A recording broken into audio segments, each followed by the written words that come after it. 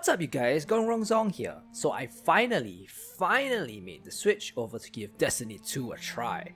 And I know that this is coming in a little late and there's a ton of feedback or review videos already out there, but I just thought it would be nice to share a so-called complete noob's perspective of the game so far.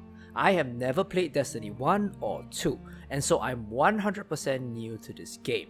For those of you that have been playing Destiny since forever, perhaps I could give you a fresh perspective of what it's like to be a new player entering the game at this stage, especially with all the new people slowly streaming in since the game went free to play. And for those select few of you who are like me and have never tried the game before, this video will be just perfect for you.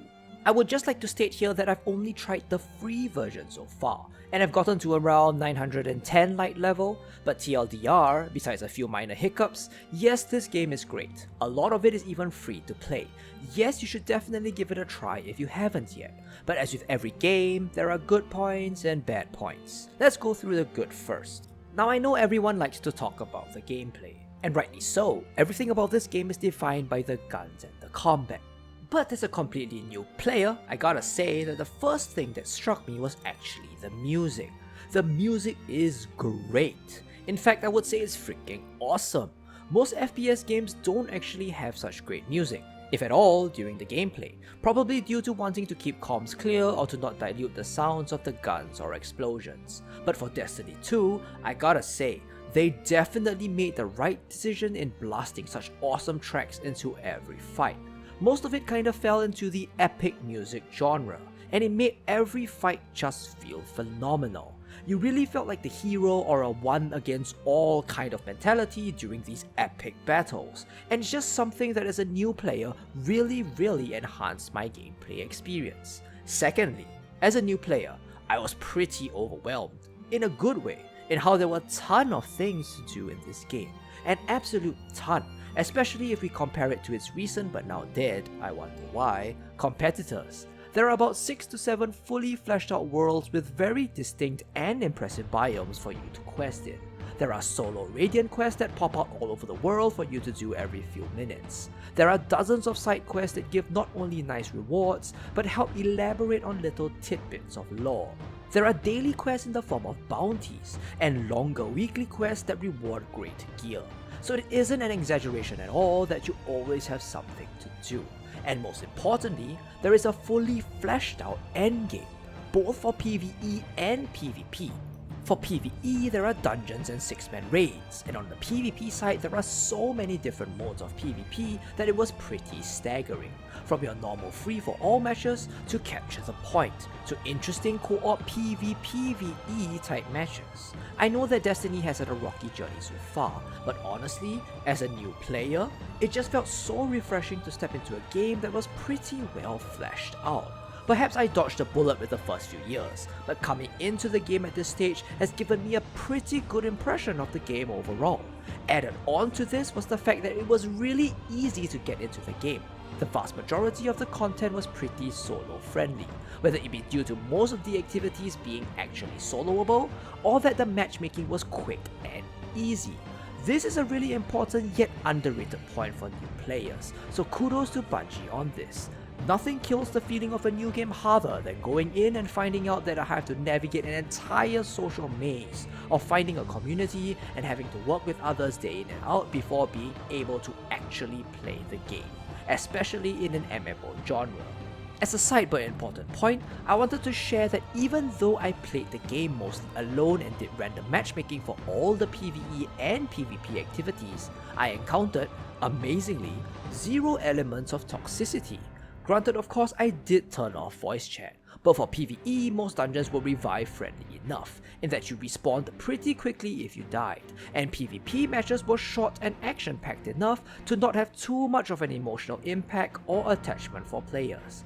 Bungie has designed PvP quests to give you the reward just for completing matches, regardless of whether you win or lose. I think this is a great decision on their part, as it really helped to ease most of the stress and hence toxicity from any of these matches. Win or lose, you still could have a great time and reap the rewards. I definitely encountered a mix of new, like myself, and veteran players in both PvE and PvP random matchmaking. yet none of them displayed any form of hostility toward the other, which was pretty damn amazing. Of course, there are many more good parts of the game, such as the polish, smooth frame rate, lack of bugs, and so on. But these were the big few, and for a new player, playing a free game so far, that's pretty damn good. However, there was a pretty big con, which actually deserves an entire video on its own, I might say, and that was this. As a new player, I got lost. A lot. Like, a lot. I honestly had no idea what the hell 90% of the features were for the first dozen or so hours of the game.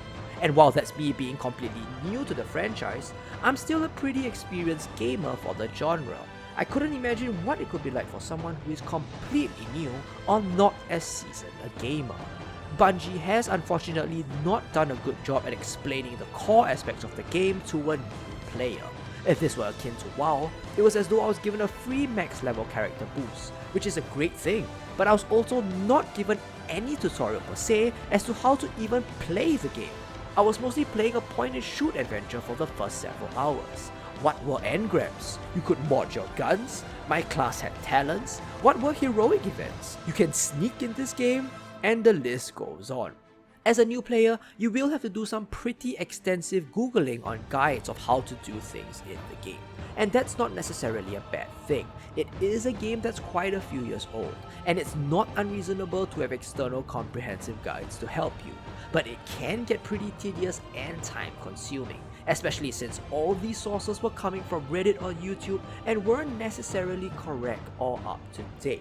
I just wish that Bungie actually included a tutorial, even it might be just chunks of text you could mouse over, to explain to new players how to do what.